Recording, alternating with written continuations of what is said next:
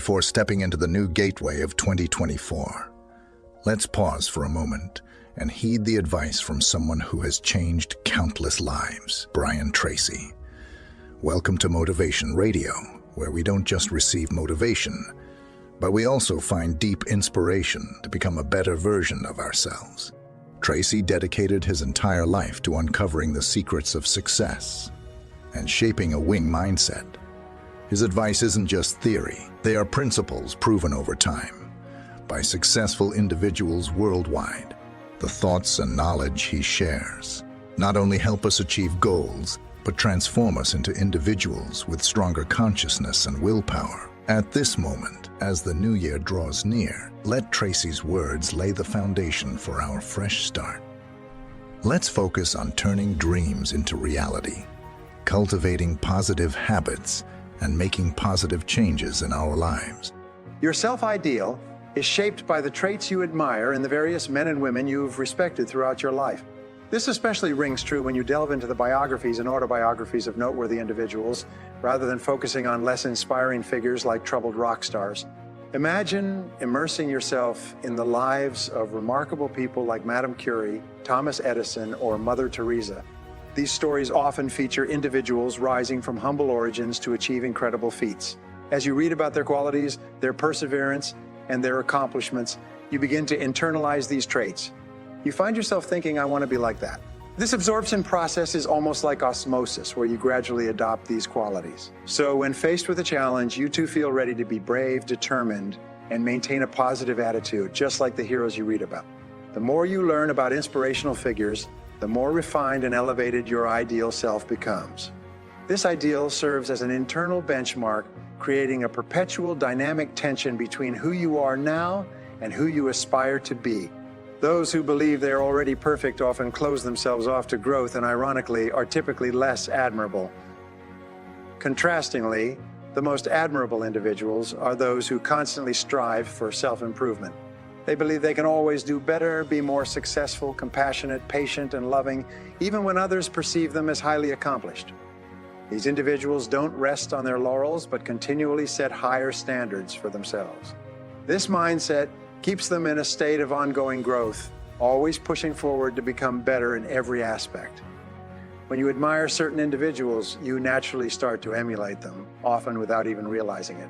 That's why it's crucial to focus on and discuss people you genuinely respect. A significant concern today is that many young people look up to celebrities like divas, rock stars, basketball players, and dancers.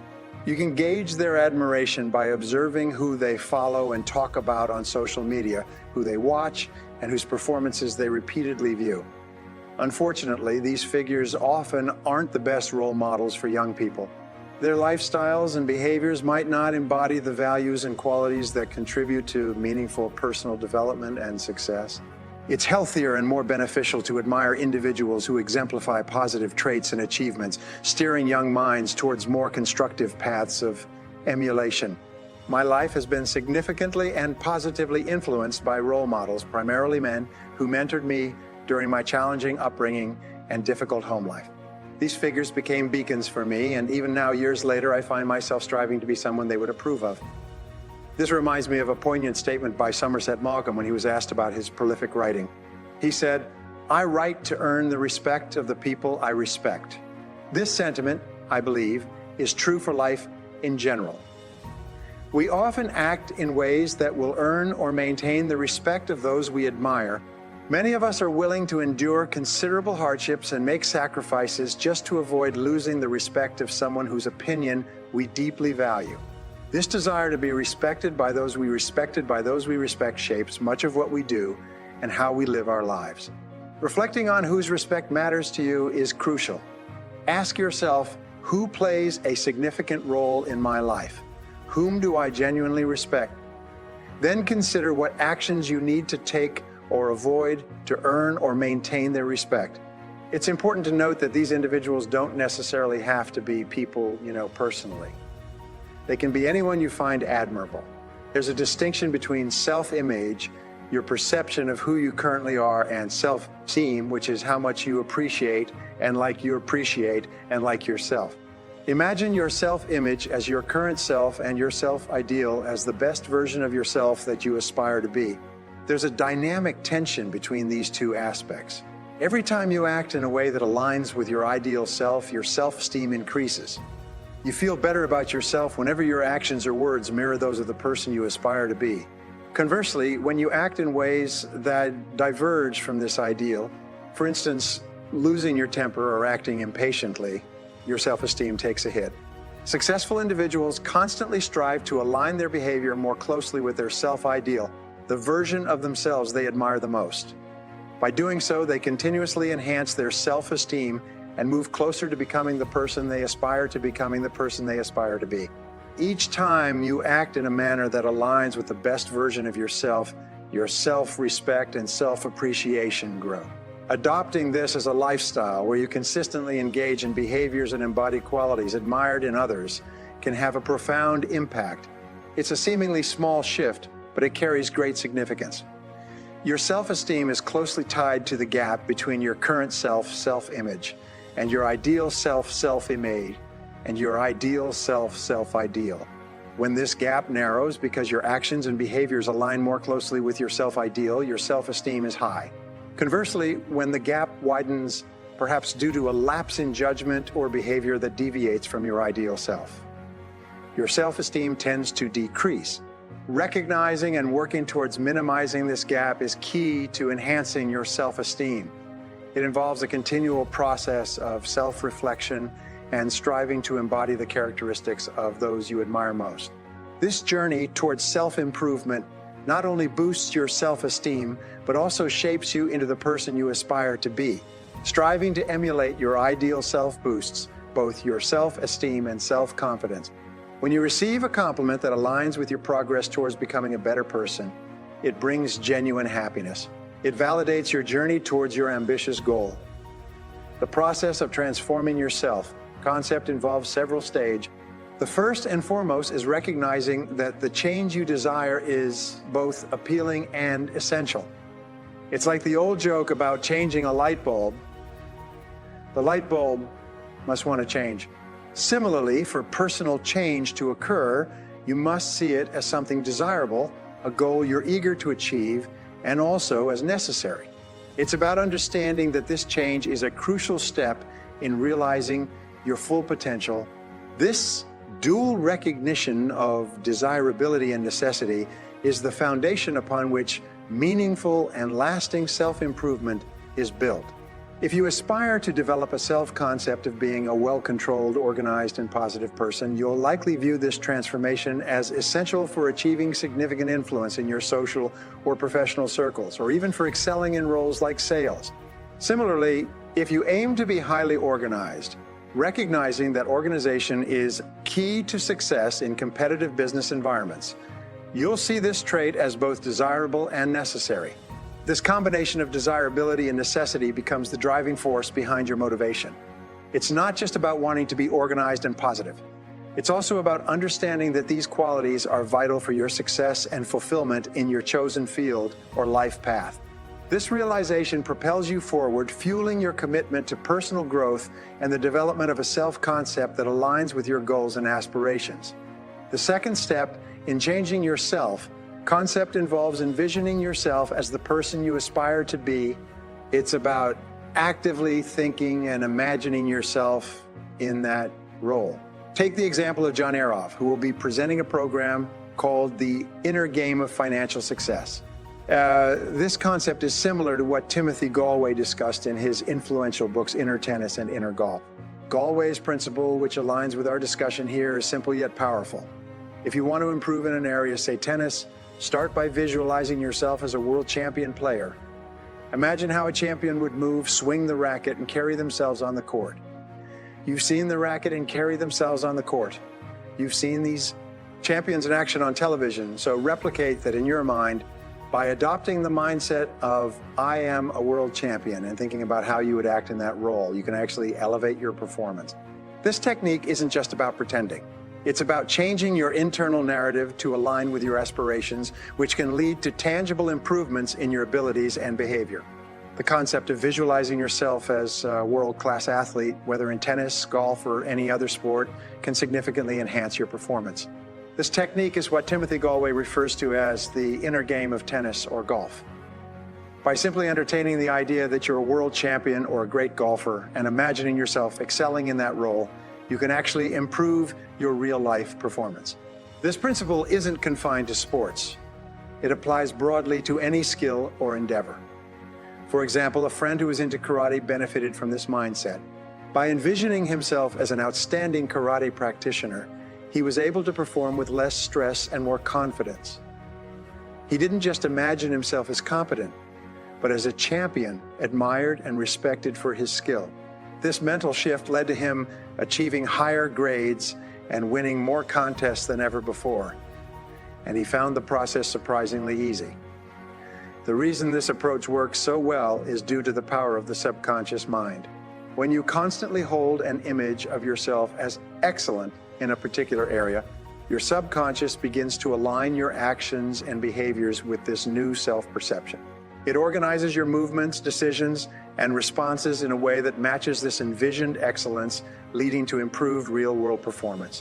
To initiate meaningful change, start by creating clear mental images of the person you want to become. Visualizing yourself performing at your best acts as a direct command to your subconscious mind. Think of each visualization as a seed you're planting in the fertile ground of your subconscious. Just as a garden nurtures and grows the seeds planted within it, your subconscious mind cultivates the behaviors you've visualized. This approach is rooted in self-image psychology, which shows how powerful visualization can be. When you consistently visualize yourself as positive, confident, successful, and happy, your subconscious begins to align your external behaviors with these internal images. This alignment doesn't feel forced or unnatural. Instead, it becomes a natural extension of yourself. It becomes a natural extension of your self-concept. The transformative aspect of this process is that it doesn't just change how you act superficially. It gradually modifies your inherent behavior patterns, making the new positive behaviors feel completely natural to you.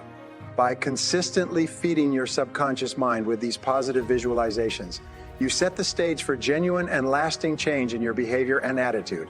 Practicing visualization consistently is key because each time you do it, your subconscious interprets it as a new command. It's as if you're repeatedly achieving excellence, reinforcing that image with every mental rehearsal. Particularly before significant events, replaying this positive visualization can greatly influence your success. However, for visualization to be most effective, your mental images need to be clear, vivid, and exciting. The clarity of your visualization speeds up its manifestation into reality. Vividness is crucial. The more detailed and lifelike your mental picture, the more powerful its impact. To enhance the vividness of your visualizations, you can use real-life images and experiences. For instance, if you're visualizing living in a beautiful home, visiting actual homes, taking photos, or browsing through magazines like Architectural Digest can provide tangible images to feed into your mental computer. By repeatedly exposing your mind to these images, you're programming your subconscious to align your actions and decisions towards achieving the kind of home you desire. This method applies not just to physical possessions or achievements, but also to personal qualities and professional successes. By vividly picturing yourself as the person you want to be, successful, confident, happy, you're directing your subconscious to work towards making that image a reality. It's about using the power of your mind to shape your external circumstances, starting from within. Your mental image's clarity is essential. As the clearer it is, the faster it will manifest into reality. Affirmations play a crucial role in this process. These are strong, positive statements that you repeatedly tell yourself and believe. The words you say to yourself and believe are the most powerful in your world. With affirmations, you essentially have unlimited potential for your future. In essence, you become what you consistently affirm to yourself. By repeating these affirmations, you embed them deeper into your subconscious, programming it to bring these affirmations into your reality.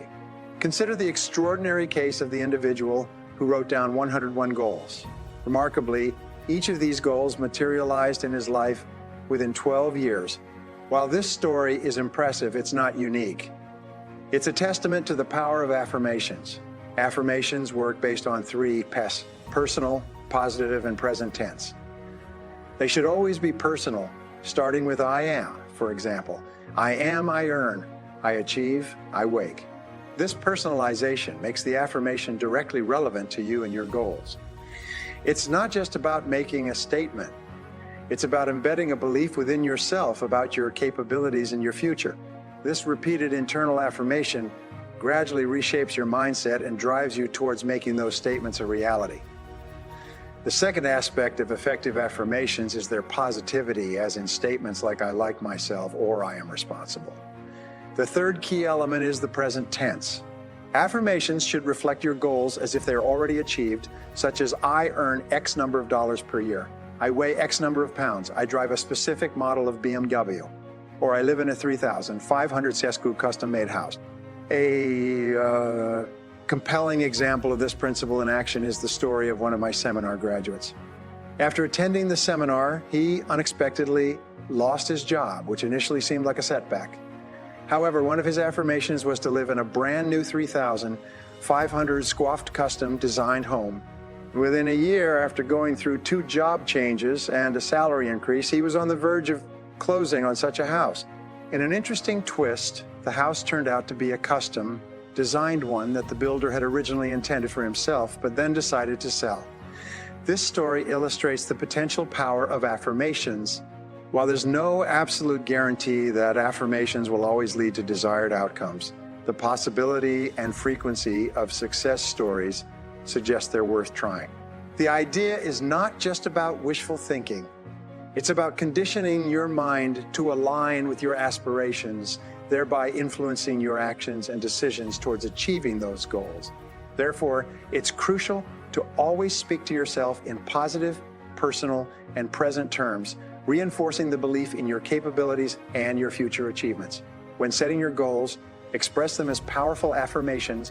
Say things like, I earn a certain amount, I weigh this amount, I live in this type of home, or I have achieved this net worth. The key is in verbalization, speaking your goals out loud.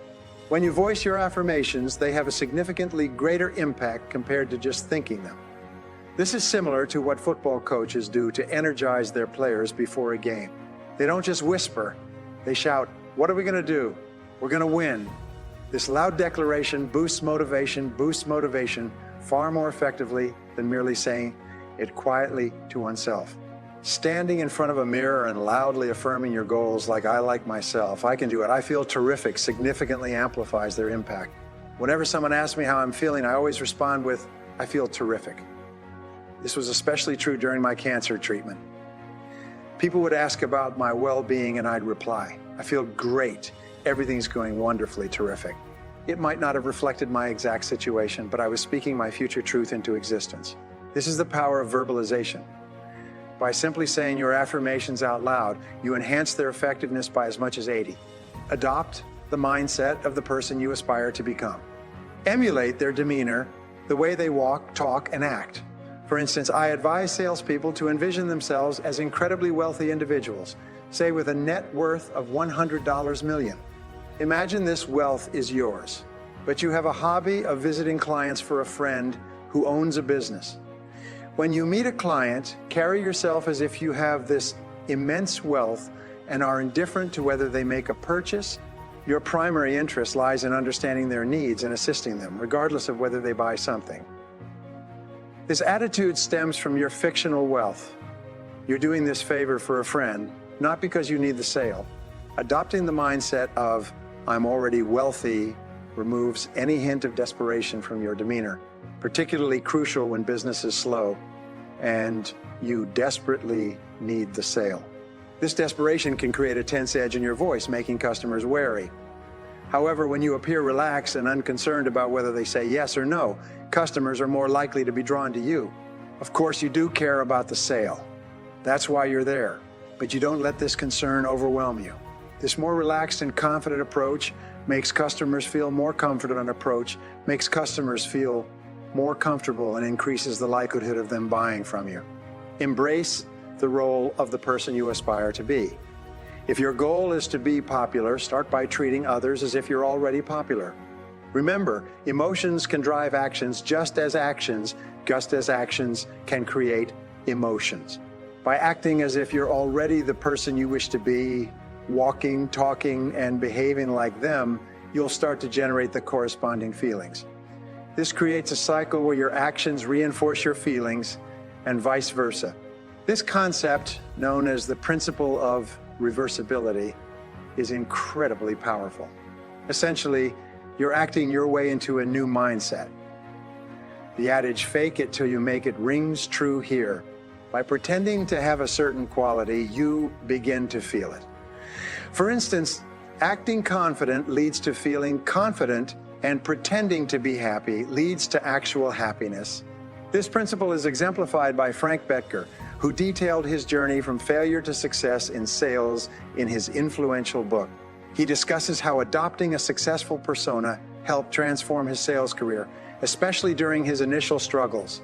Frank Bettger's experience, as shared by his sales manager, is a classic example of the power of attitude in achieving success. Struggling with sales, Bettger was advised that his lack of enthusiasm was a major barrier. His manager's message was clear. Regardless of how he felt, he needed to act enthusiastic. This advice transformed Bettger's approach. He adopted the mantra, act enthusiastic, feel enthusiastic, inspired by his own experiences and the insights from his book, a cornerstone in sales training literature. Bettger's change in attitude had a remarkable impact. He started to embody enthusiasm, and this shift in behavior rapidly altered his feelings. He didn't just act enthusiastic. He became genuinely enthusiastic. This change propelled him to become the country's top insurance salesman, earning millions and teaching thousands the same principle. To feel enthusiastic, you must first act enthusiastic. By pretending to have the quality, it soon becomes a part of your reality. This approach demonstrates the profound effect that adopting a certain mindset and behavior can have on achieving success and transforming one's life. This example highlights the contagious nature of happiness and enthusiasm, often more pronounced in men at social events. Imagine a scenario at a party. A man initially reluctant to dance due to tiredness from a long week is persuaded to join in for just one song. The transformation is notable. Once he starts dancing, he becomes the life of the party, continuing for hours, well into the night. This change occurs simply because he took the first step to participate. This phenomenon aligns with what Chalene referred to as the 5-minute rule. The idea is that by immersing yourself in an activity, even for just a few minutes, your feelings begin to align with the action. In this case, the act of dancing, initially forced, becomes a genuine source of enjoyment and engagement. This principle illustrates how actions can lead to a shift in emotions and attitudes. By actively participating, even reluctantly at first, you can find yourself fully engaged and enjoying the experience, underscoring the power of acting as if to evoke genuine feelings of happiness and enthusiasm. The VAVA formula, constituting the 4 keys to rapid personality change, begins with visualization. First, envision yourself precisely as you wish to be. The clearer and more detailed this mental image, the quicker it will manifest into reality. Clarity is crucial in this process. Secondly, focus on affirmation. State your goals and desires in clear, straightforward language, simple enough for a child to understand. It's important to recognize that the subconscious mind is very literal and responds best to commands phrased in the positive present tense. Moreover, simplicity is key. The subconscious mind operates more effectively with uncomplicated commands. For instance, instead of a convoluted goal like, I drive a new car that I get from the dealership after several visits. Once I have a clear mental image and have saved enough for a down payment, simplify it. A more effective affirmation would be, I drive a new car. This concise statement is easily processed and acted upon by the subconscious mind, making it a powerful tool for personal transformation and the realization of your goals. The essence of setting effective goals is to keep them straightforward and clear. Imagine setting a goal like, I will drive this specific BMW by June 30th, 2011. This simplicity is key. The rule is that the goal should be so clear and uncomplicated that a 6-year-old could understand it, tell you if you've achieved it, and explain it to another child who would also grasp it. This clarity is crucial because your subconscious mind operates much like a child, responding best to simple, direct commands to optimize goal. Setting always include a specific achievement and a target date. Your subconscious mind, like a person taking a reservation at a restaurant, needs clear details to work effectively. You wouldn't make a dinner reservation without specifying the time, date, and number of people, as that would leave too much uncertainty for the restaurant to accommodate you properly. Similarly, your subconscious mind requires distinct parameters to focus on and work towards achieving your goal. Therefore, always be precise and simple with your goals, making it easier for your subconscious to assist you in reaching them. This insight reveals the astonishing power of setting clear goals. When you precisely define a goal, vividly visualize it, and confidently affirm it, you might witness it coming to fruition incredibly fast, sometimes even within 24 hours. This phenomenon, even with goals initially set for a year, is not uncommon. In the exercise planned for tomorrow, which focuses on 1-year goals, there have been instances where participants achieved most of these objectives in just 5 days. This rapid realization of goals can manifest in various ways, like unexpected phone calls, chance encounters, or surprising mail, all aligning perfectly with their set goals. This astonishing speed in achieving goals, once they're clearly programmed into your mindset, will be further explored and understood in tomorrow's session. It demonstrates the remarkable impact of properly aligning your vision, affirmation, and subconscious programming towards your objectives. To effectively harness the power of goal, setting follow these 4 key steps. Visualize, clearly picture your goal. Imagine yourself achieving it in vivid detail. For example, see yourself earning a specific amount of money, driving your dream car, living in your ideal home. The more detailed your visualization, the better. Affirm, make clear and concise affirmative statements about your goals. These should be straightforward and easy to understand. For instance, I earn amounts of dollars, I drive specific cars, I drive specific, I live in a beautiful home. These affirmations should be unambiguous and direct. Verbalize. Speak your goals out loud with as much clarity as possible. Repeat them to yourself, ideally in front of a mirror. Make sure to smile and express joy while doing this, as it reinforces positive feelings associated with your goals. Assume the role. Assume the role. Behave as though you have already achieved your goals and are enjoying the success. This means carrying yourself with the confidence and demeanor of someone who has already realized these ambitions. By diligently practicing these 4 steps, visualize, affirm, verbalize, and assume the role, you create a powerful framework for turning your aspirations into reality. This process not only sets a clear path for your subconscious mind to follow, but also aligns your daily actions and attitudes with your goals, significantly increasing the likelihood of achieving them.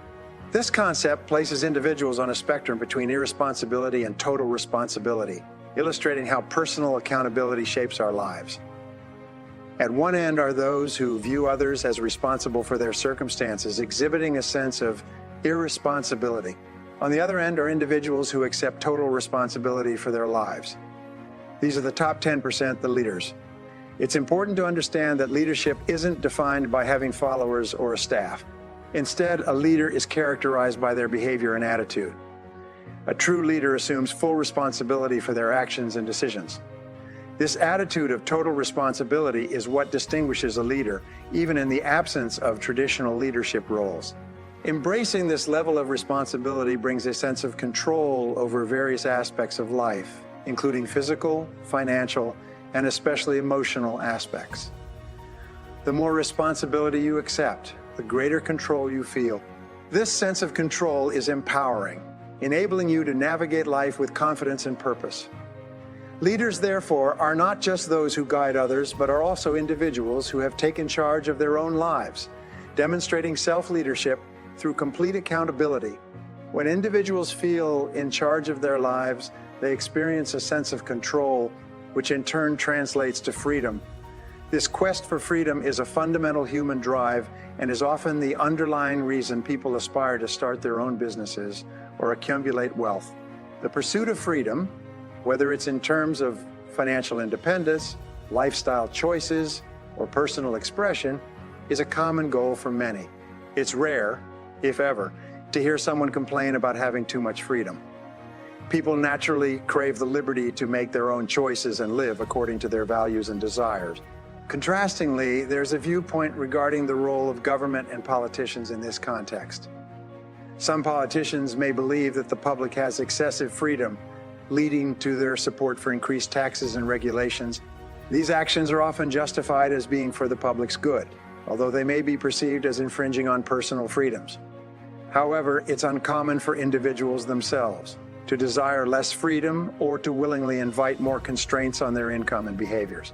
In essence, the drive for personal control and responsibility is deeply tied to the human yearning for freedom, influencing many decisions, from career paths to political views. When you express it in such a way, it becomes clear nobody would consciously choose that path. Yet, it stands as one of today's significant challenges. Embracing more responsibility directly increases your control. With increased control comes greater freedom. This freedom, in turn, cultivates positive emotions. There's a direct, unmistakable connection between taking responsibility and gaining control, between freedom and experiencing positive emotions. Conversely, at the other end of the spectrum, shirking responsibility results in losing control, feeling dominated by external forces, a restriction of freedom, and consequently, the emergence of negative emotions. I dedicated 4,000 hours in several years of my youth to understanding negative emotions. This work is pivotal, impacting people globally. The barrier to an extraordinary life is solely these negative emotions. Fear and other negative feelings. Fear and other negative feelings. Imagine a life devoid of negative emotions. Nature detests emptiness. So what occupies the mind in their absence? It doesn't remain void. Rather, it becomes a haven for positive emotions like love, happiness, joy, and exhilaration. Thus, the crucial task in life is to eradicate negative emotions. By doing so, we unlock the immense potential of our subconscious and superconscious minds. So, how is this achieved? I've discovered a method effective as a dam in its operation. Let's delve into what I call the negative emotion tree, a concept I devised. Picture this tree with its trunk and extensive root system beneath the ground. On this tree, the fruits are various negative emotions. Anger, fear, and doubt are among the first to emerge. Then there's jealousy, often depicted as the green-eyed monster. Following closely is envy, a surprisingly potent force in modern politics. It often stems from those with less coveting what those with more possess, leading them to support those promising redistribution. Its twin, resentment, is never far behind, walking hand in hand with envy. Additionally, there's self-doubt and a myriad of fears, each branching out in its own direction.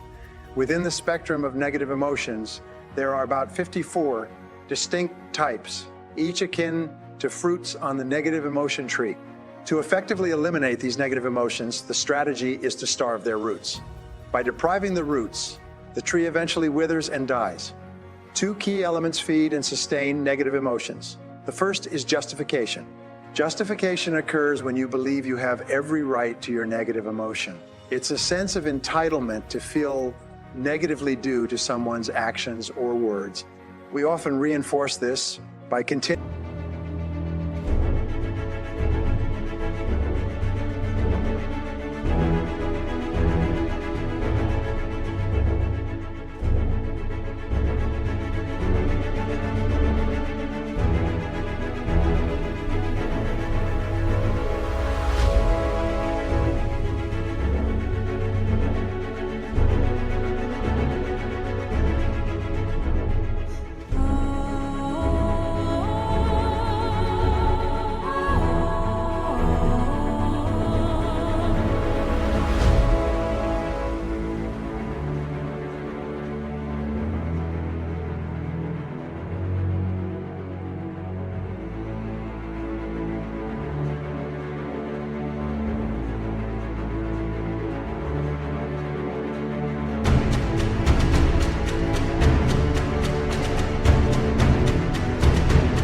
continuously mulling over reasons that we're justified in feeling anger, upset, or negativity towards another person. This internal monologue focuses solely on why we're entitled to these emotions.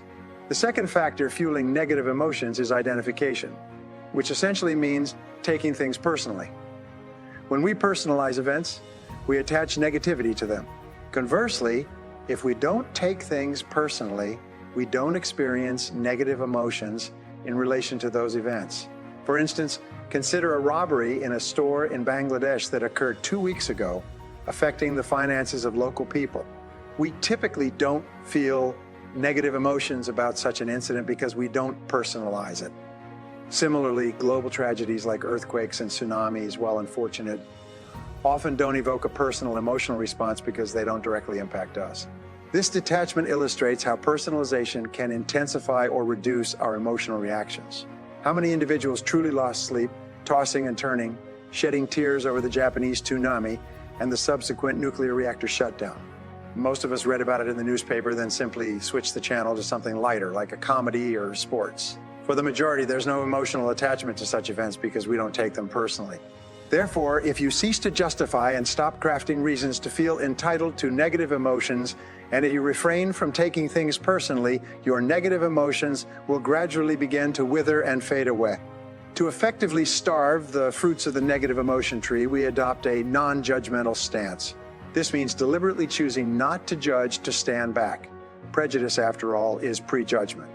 Refraining from judgment is a key principle for attaining peace of mind. The Bible, a source rich in wisdom for peace, advises, "Judge not, that you be not judged, for with whatever judgment you mete out, you shall be judged withal." This implies that judging others invites judgment upon oneself. By choosing not to judge, you avoid taking a side or forming an opinion, thereby severing any emotional attachment. This detachment is crucial. When confronted with information, instead of reacting with upset or anger, refrain from judgment. Adopt the mindset, let's gather all the facts first. This approach helps in disconnecting emotions from situations, leading to a more balanced and peaceful state of mind. I've had the privilege of working with exceptional leaders whose organizations faced significant crises. In every instance, their response was marked by a remarkable calmness, akin to still water. These leaders maintained a composed and passive demeanor, refraining from judgment. Their approach was to seek clarity. Let's understand exactly what happened. Let's understand exactly what happened. They would ask insightful questions, a method I detailed in my book titled Crunch Time, originally called Crunch Point. The core lesson of the book is to pause, remain composed, gather facts, and avoid rushing to judgment. These leaders steered clear of anger or agitation. They stayed serene. The true mark of success, as I've observed, is your ability to remain calm amidst the turbulence of the surrounding world, rather than being swept up in the chaos immediately. The second key is about identification, keeping a distance from taking things too personally. It's about embracing non-judgment and practicing detachment. Interestingly, the Buddhist philosophy, followed by around 600 million people globally, revolves around this principle: detachment or non-attachment. The essence lies in not getting emotionally entangled or attached to specific outcomes.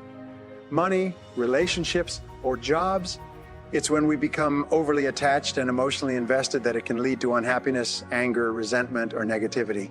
Detachment is a powerful tool in navigating life without being weighed down by emotional burdens. That's precisely why maintaining emotional detachment is crucial, allowing you not to become overly affected by situations. It's adopting a mindset that acknowledges events as they occur, akin to reflecting on past occurrences with a sense of things just happen. It's like recognizing the classic phrase, "stuff happens," and being able to embrace that notion, enabling you to stay composed. Interestingly, this composure is the gateway to peace of mind. Moreover, it's intricately linked to self-worth, confidence, efficiency, and creativity. When emotions take over, your capacity for creativity and higher mental faculties diminish, leaving you in a fight or flight mode governed by fear, anger, and other instinctual responses. Maintaining clarity of thought becomes nearly impossible when emotions take the helm. Francis Bacon's profound line emphasizes this: "Where it maketh a man who can in no way be true to his own ends." It points to how excitement or excessive emotions can cloud judgment and distort reality. Therefore, the essential strategy is to remain composed. This is why the advice often circulates to take a deep breath, count to 10, stay calm, detach, get the facts, don't get upset, don't get involved. Such practices starve negative emotions, leading to a more serene and positive demeanor. Yet there's an even better strategy, eliminating negative emotions at their core. Cutting down the trunk of the tree, which is the root cause of blame and negativity. Blame serves as the root cause for about 99% of negative emotions. It's akin to a tree trunk feeding various negative emotions.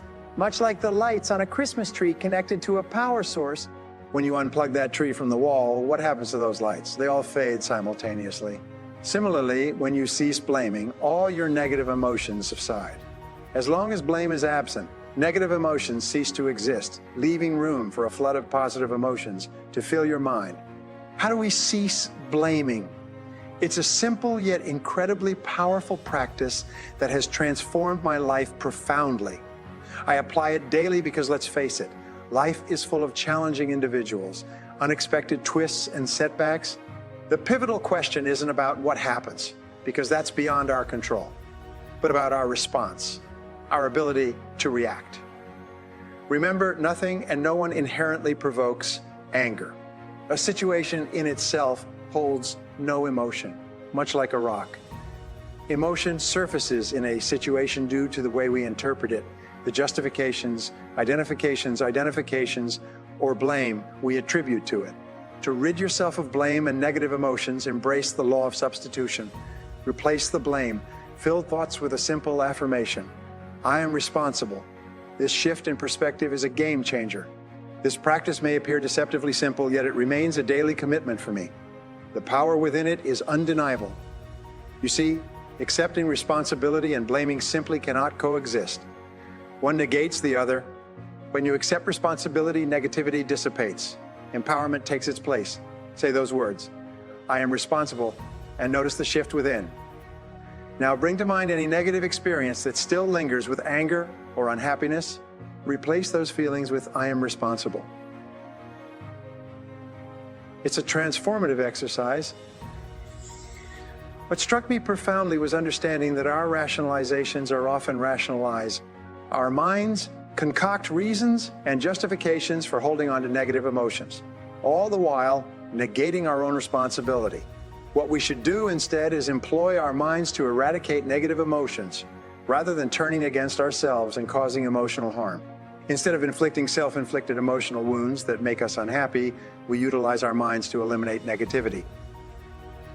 When you recall any negative experience, counter it by affirming, wait a minute, I am responsible, I am responsible, I am responsible. Then explore the ways in which you bear responsibility. If you've been entangled in a negative situation for an extended period, adopting this method initially can be tough. There's an attachment to that negativity. It's like you've grown fond of it and don't want anyone to talk you out of it. People tend to hold on to their negativity. They're reluctant to let it go. So you'll need to toy with this idea. Let's say you had a dreadful relationship where someone treated you terribly, leading to a painful breakup or a stressful divorce. What you then say to yourself is, hold on, I am responsible. I am responsible. Now, in what way or how could I potentially be responsible? Well, I got myself into that situation. I chose to marry that person despite knowing it wasn't the right path.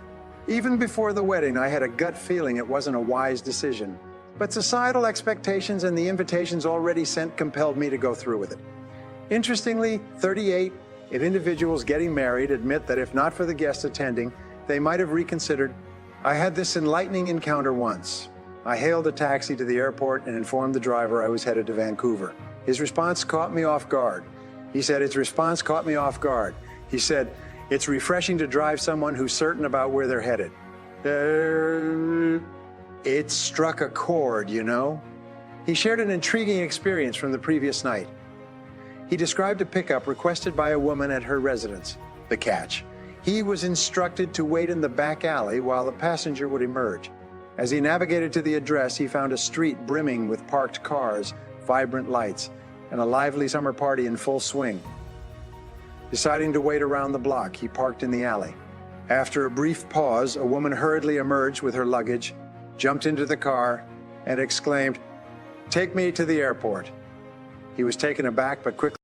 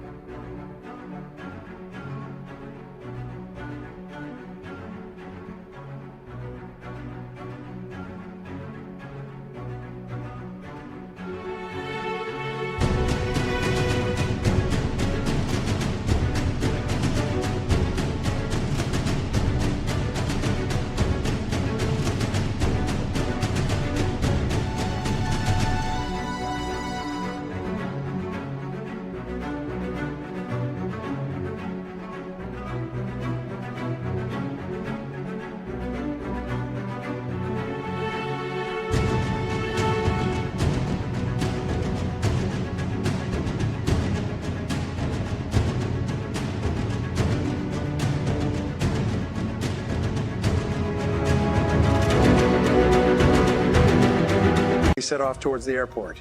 Curious, he asked her, "So where are you headed?" Her response was unexpected. "The first plane out in any direction? I don't mind." He couldn't believe it, mentioning he'd never encountered such a request before. He continued the story saying, "All those people there at the party, that was my wedding reception." He explained that he had just tied the knot earlier that afternoon. But as the evening unfolded and he reached home while he was changing out of his wedding attire, his bride sat in the room expressing, "My goodness, what a mistake I've made. This is absurd." She was resolute about not taking it any further and decided, "Take me to the airport. I'm catching the first flight out in any direction." And she did exactly that. It's astonishing, though, that statistics from marriage counselors reveal that about 38% of married individuals have similar thoughts. Statistics from studying 100,000 counseling cases reveal an astonishing 38 of couples, on average, decide against tying the knot. It really leads to my point.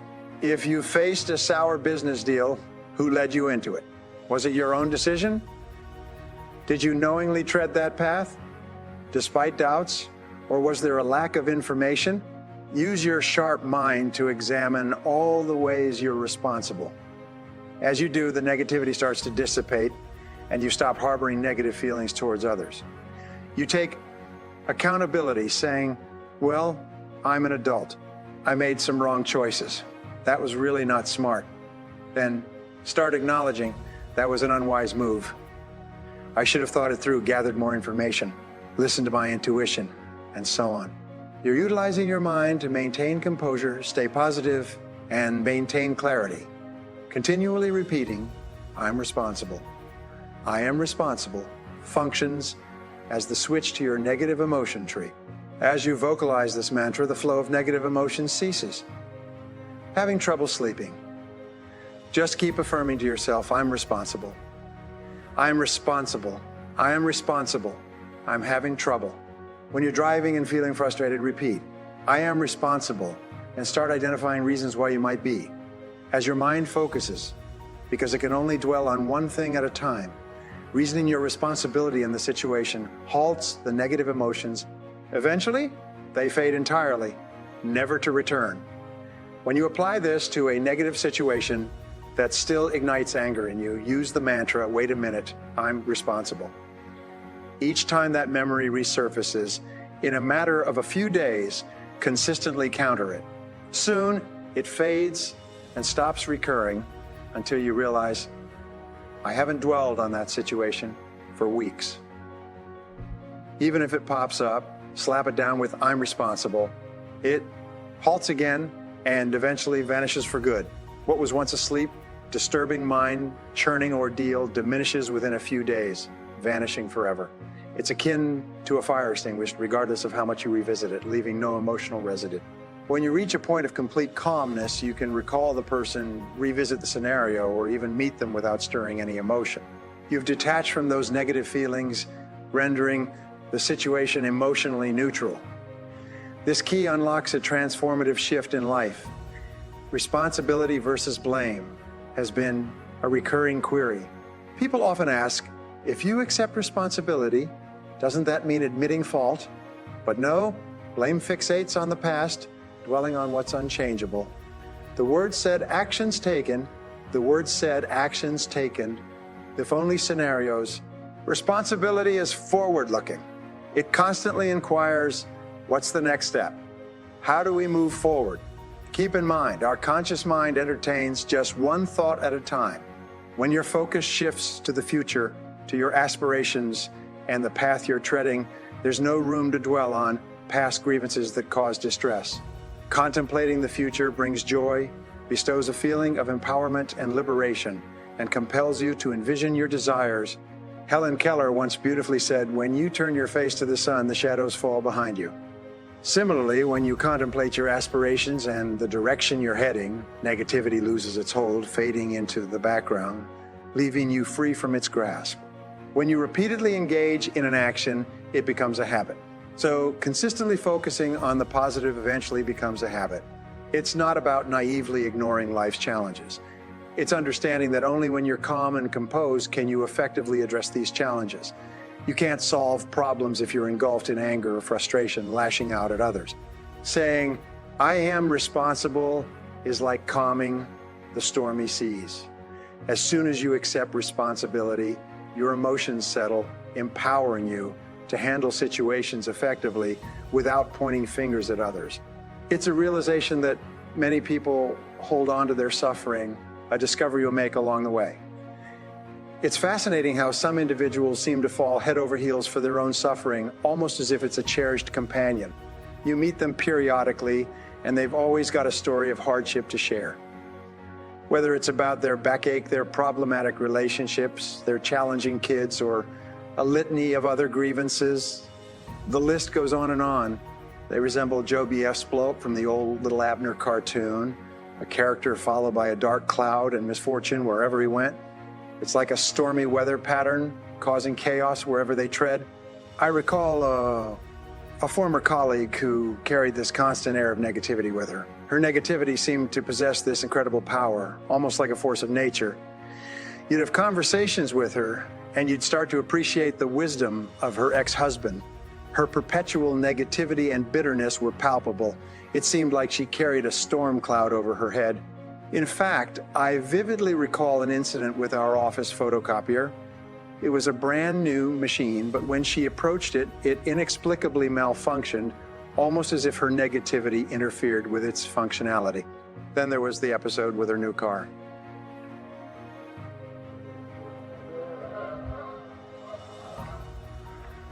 She drove away from the dealership, and it's almost surreal to say, but the car combusted into flames, right there on the road.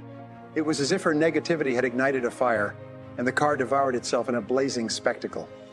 It was truly astonishing and terrifying to witness. They conducted a detailed investigation into the car, and the findings were baffling. The car itself was in perfect condition. No technical faults, nothing that could explain the sudden combustion. It was a model known for its reliability, yet here it was, engulfed in flames. It's almost eerie how her negative aura seemed to affect everything around her, from the photocopier to a perfectly functional car. Her constant negativity, dwelling on her past grievances and mistreatment, was like a shroud that enveloped her thoughts. Her ex-husband seemed to occupy every corner of her mind, and it was as if her fixation on her suffering fueled this destructive energy.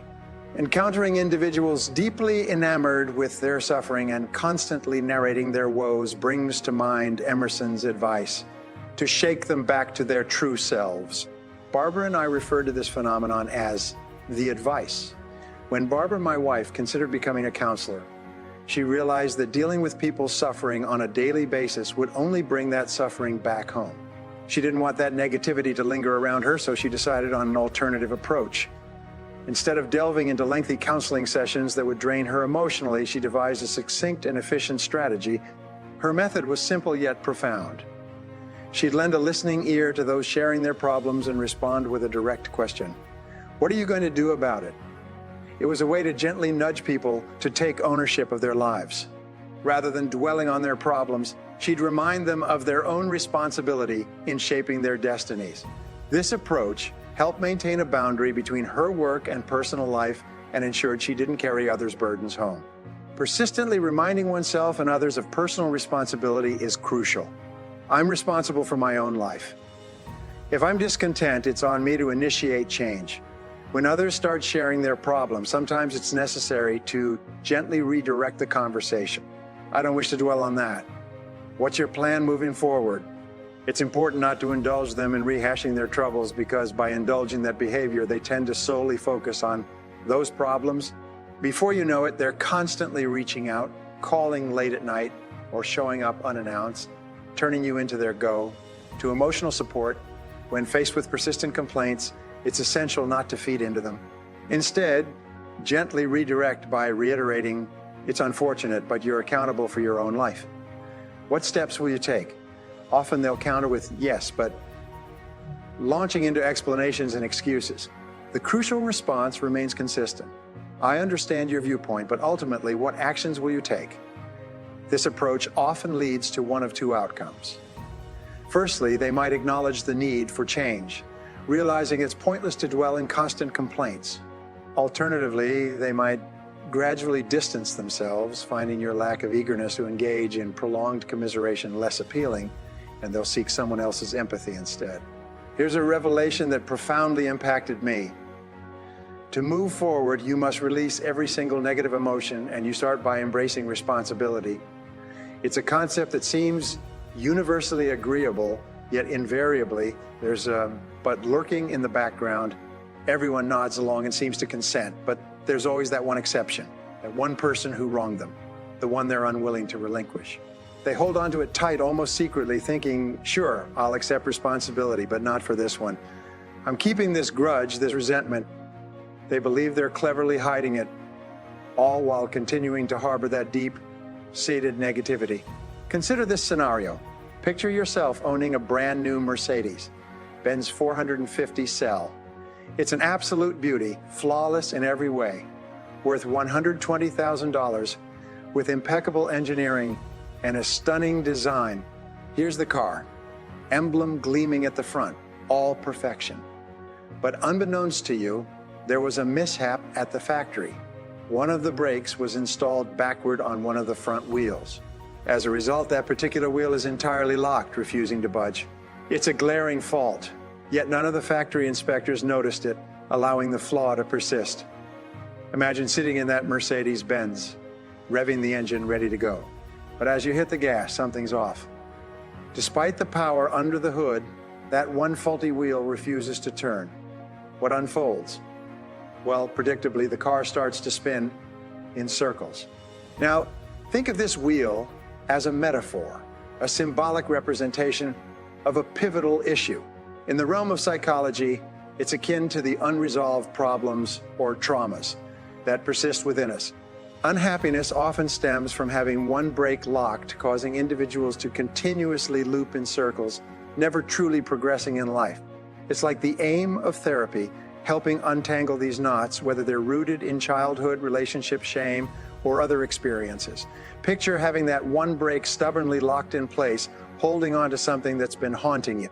It's like being stuck in an eternal loop, going round and round. Yet there's something transformative about letting go. It demands immense courage to release the grip on a painful past, especially from your formative years. But once you muster that bravery and embrace responsibility, something incredible happens. You're set free. It's like shedding a bag of garbage left behind by the roadside, never to be seen again. That burden fades into the distance, and suddenly your life, like that car, gains the potential for extraordinary destinations and tremendous speeds, all by liberating yourself from just that one thing. Releasing that brake is no easy feat. It demands courage, character, and resilience. It starts with acknowledging responsibility, uttering those empowering words, "I am responsible." Yet there's another crucial step, releasing those brakes that hold us back. Releasing those brakes that hold us back. If it were simple, everyone would be living in happiness, popularity, health, and wealth. These brakes, though they're not physical, they're emotional and psychological barriers. Our task is to learn how to set them free, liberating ourselves to soar without constraints. I've encountered numerous individuals whose lives have been transformed, showing that the road to success isn't some inscrutable path. It's within everyone's reach. It all ignites from an intense passion and unwavering resolve. Let me recount a tale that epitomizes determination and the relentless pursuit of success. Back in the 1950s, there was a young man named Thomas.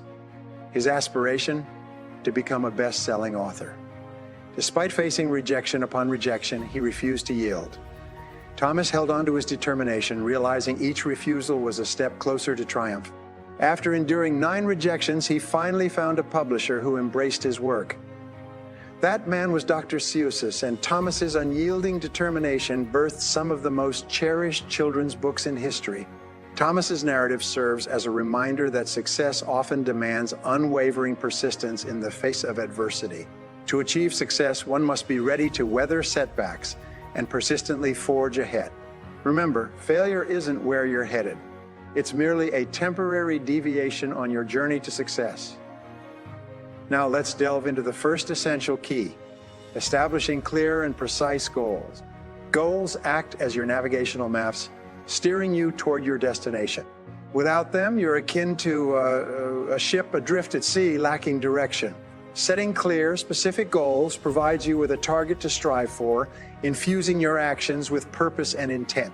As Napoleon Hill wrote in Think and Grow Rich, the starting point of all achievement is desire. You must harbor an unyielding desire for success with every fiber of your being. Your drive for success should be so intense that it compels you to set goals that are profoundly captivating, propelling you into action almost involuntarily. After establishing your objectives, the subsequent key to success is the consistent and resolute pursuit of action. Merely harboring dreams and aspirations isn't sufficient. It's imperative to act upon them. You must be prepared to labor diligently, to get your hands dirty, and take the essential strides to transform your aspirations into tangible realities. Success isn't reserved for the hesitant or the feeble-minded. It belongs to those who confront their fears and uncertainties head on, taking audacious steps forward. As Theodore Roosevelt articulated, far better it is to dare mighty things than to rank with those timid spirits who neither enjoy much nor suffer much. To elucidate the influence of taking action, let's delve into the story of Jim Carrey. Even prior to his rise to stardom, Jim Carrey inscribed a check to himself for $10 million, designated for acting services, and post-dated it to Thanksgiving in 1995. Carrying this check everywhere, he immersed himself in visualizing the moment of receiving that substantial sum. In a remarkable turn of events, just before Thanksgiving in 1994, he landed a movie role that precisely paid him $10 million, materializing his aspiration. Carrey's tale stands as a vivid testament to the law of attraction, accentuating the impact of proactive measures. When you hold firm belief in your goals and take resolute strides towards them, the universe seems to align, aiding in transforming your dreams into tangible reality. Nevertheless, success isn't solely about establishing goals and taking action. It encompasses a continuous journey of learning and personal enhancement. Continuous commitment to learning and personal evolution is imperative for success. It's not a singular achievement, but an ongoing expedition demanding consistent self-improvement and skill advancement. Echoing the sentiments of Henry Ford, who once remarked, "Anyone who stops learning is old, whether at 20 or 80. Anyone who keeps learning stays young." Thus, dedicate yourself to reading, attending workshops, and seeking wisdom that propels your journey toward success. Now, on to the next crucial element. Perseverance. Success seldom arrives effortlessly. It's often accompanied by challenges and hurdles. It's during these moments of adversity that your true character emerges, revealing your unyielding determination. Take, for instance, Thomas Edison, the visionary behind the light bulb. Despite facing innumerable failures and setbacks in his quest for a practical electric light, Edison famously quipped, "I have not failed. I've just found 10,000 ways that won't work." Thomas Edison's unrelenting determination eventually led to his groundbreaking invention of the light bulb a creation that transformed the world. It's this perseverance that distinguishes successful individuals from others. When confronted with challenges and hurdles, perceive them not as barriers, but as vital stepping stones on your path to success. Keep advancing, learn from every experience, and remain steadfastly focused on your goals. The final pivotal aspect of success that I'd like to emphasize is the potency of a positive mindset. Your thoughts wield the power to shape your reality, and a positive mindset acts as a magnet attracting success. Believing in your capability to achieve your aspirations fuels the actions necessary to bring them to fruition. As aptly stated by Zig Ziglar, your attitude, not your aptitude, will determine your altitude. Your attitude, self-belief, and resilience in maintaining positivity amid challenges will propel you toward greater heights of success. In closing, I'd like to reinforce a crucial truth. Success isn't accidental. It's a conscious choice, a sequence of purposeful actions, and a mindset unwilling to concede to failure as the ultimate outcome. Set precise and well-defined goals. Take bold and persistent action. Commit yourself to lifelong learning. Persist amidst adversity, and nurture a positive mindset.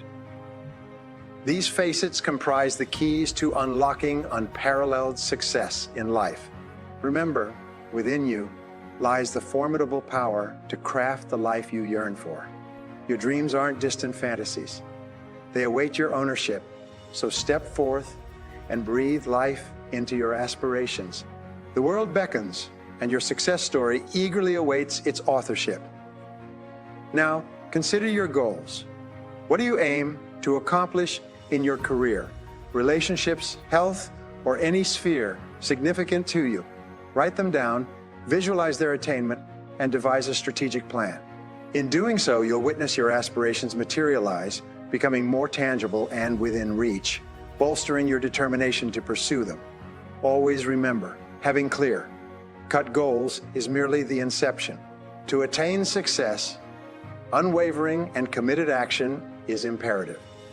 Your goals should steer your daily choices, functioning as a compass that keeps you steadfast on your path.